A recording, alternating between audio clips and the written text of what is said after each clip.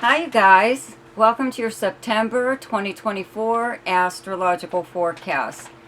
The month starts off with, on the 1st, Uranus turning retrograde. So all of the outer planets except for Jupiter are all retrograde right now. We've got Uranus in Taurus, okay, turning retrograde on the 1st. Then we have Saturn and Neptune still in Pisces retrograde. And Pluto is retrograde in Aquarius at the end of August, and then on the 2nd it falls back into Capricorn for the last time in our lifetime. Whatever, we'll be long dead before it re-enters Capricorn. It takes that long to get through each zodiac sign, right? So Pluto does move back into Capricorn on the 2nd and is there up until November 19th when it fully moves into Aquarius, okay? And I will be doing a video on Pluto in Aquarius, okay? But anyways, there's a new moon in Virgo on the 2nd. The sun is in, the sun is in Virgo up until the 22nd. And Mercury starts off in Leo in direct motion, you know, on the 1st, right? And moves forward again into Virgo on the 9th. Then, let's see here, Mars is just in Gemini for just the first few days up until the 4th. And Mars moves into Cancer for the rest of the month. Then, okay, we have a full moon, partial lunar eclipse in Pisces, okay, on the 17th. Then on the 22nd, the sun moves into Libra. Also on the 22nd, Venus moves into Scorpio. Sorry, I forgot to mention, Venus is in Libra from the 1st up until the 22nd when it moves into Scorpio. And then Mercury's moving very fast again, okay, in Virgo. It moves it back into Virgo or forward into Virgo again on the 9th and then moves into Libra on the 26th. Okay, so let me see here. I think that's pretty much all I wanted to say about the planets. You guys, don't forget to check out my weekly forecast is now daily shorts whenever there's a major aspect. Okay, so don't forget to look for those. Like, subscribe, and share if you like my videos. I really appreciate all your interactions with me. You know what? Now for your forecast. Hi, Gemini.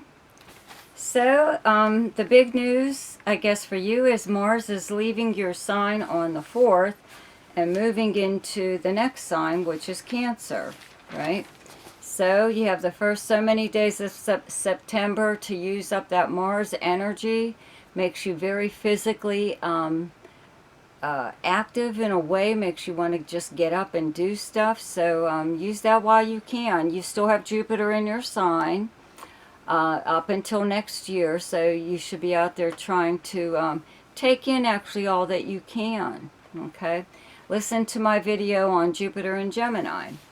Anyway, Mars moves into Cancer on the 4th, and your second house is where you have the sign of Cancer, your second house being your house of earned income and your possessions. It's also your house of your feelings of self-worth, your personal values, also your valuables, your investments, things like that. Having Mars here kind of brings in the desire to like make more money, but it's like creating a second stream of income on top of what you already have. Okay, so you are trying to make money from either more work or something different. You know, you maybe you have things that are I always say like collectibles, something or other. A lot of people sell online, like on eBay or some other platform where you can sell things. You know, you may be doing stuff like that, cleaning out the closet even, getting rid of stuff to make room for new stuff, right? So you might as well get rid of that old stuff and sell some of the stuff that you have. Or if there is something else that you do, that is probably just a hobby. There's a possibility that you can actually earn a living from doing that very thing. Maybe not now. It might take a while for that to really kick in, but it's worth a try while you still, one of those don't quit your day job kind of things, but definitely try something new. You have Jupiter in your sign, and that's what it's urging you to do. Okay? Try something new or different, or something you've always wanted to do, because you just may surprise yourself and find that you may actually be able to earn a living doing that very thing. Okay, so the month does start off with the sun in Virgo in your, let's see here, 4th house, where you have the sign of Virgo. The 4th house is your home and family, where you physically live, in the property surrounding it, your personal life, your past, your childhood, and the foundation of how you were raised. Okay, so the sun is here up until the 22nd. And Mercury is here again. Okay, last month Mercury went retrograde between Leo and Virgo, back and forth, right? So this month actually starts off with Mercury in Leo again in direct motion, and it's there until the 9th, and then it moves into Virgo again. Okay, so something's been going on here as far as communications go, possibly with relatives. Okay. You may have done some traveling. 3rd house is like local travel, like a overnight or weekend trip, day trip. It could be any kind of travel, but it's usually a road trip, okay? So a lot of communications. 3rd house is the house of communication, and you're the natural ruler of this house, okay? This governs all forms of communication. So I actually covered this last month. But having Mercury here, I do have to mention that there's still more of that going on. Possibly a lot of running around in your own area, or just a lot of phone calls or text messages or something or other. Okay? But there could be, like, again, like a road trip. But I think you're in contact with relatives, siblings, or cousins. And when Mercury moves into Virgo in your 4th house of your family, it could be something like that, a family reunion of some kind. Maybe that was the reason for all the back and forth communications, is everyone trying to get their schedules together or whatever to make it happen, right?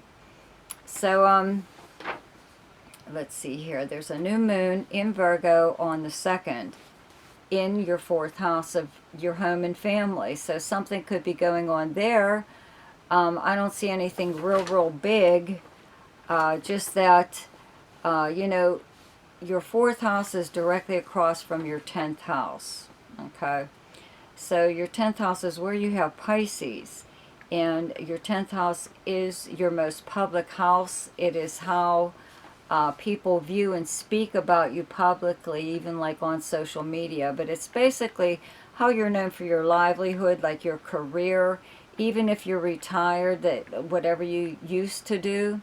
It's also your personal and like social status. Okay, so Saturn and Neptune are here in Pisces, and they're both retrograde. They're kind of putting a little bit of a damper on your career or your public life, or even just like trying to get ahead within your career. You could have a higher up or someone that is like blocking your way. Also, this is the house of like, let's say like government agencies, you know, something like that could be happening that's just thwarting your efforts, you know, to get ahead within your career.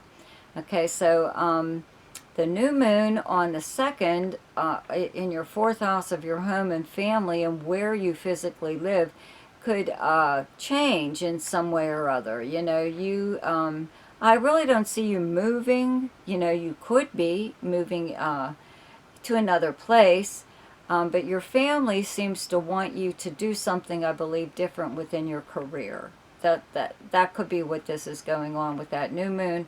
They may have talked you into, you know, doing this or that, or trying this or that, you know, so you may be agreeing with it. on that new moon. You know, you could also bring a new person into your life, into your family. You could even just get a new roommate, you know. But it's a new beginning in this area. It is your personal life. Your fourth house is your personal life, right? So just as there is a new moon on the 2nd, there is a full moon in Pisces in your 10th house, along with a partial lunar eclipse on the 17th, right? In your 10th house, okay? So because the full moon is eclipsed, the activities or whatever happens around this time will last a little longer because the full moon is energized by the eclipse, right? So this is happening like within your career or your public life or your personal life, which is now public, okay, at this time. Whatever, something could come out at this time, but full moons exist to bring a problem to the surface that has become an issue. It's a big problem and you want to get rid of it. So that's what this is. That's all this is. Okay, so you just keep that in mind.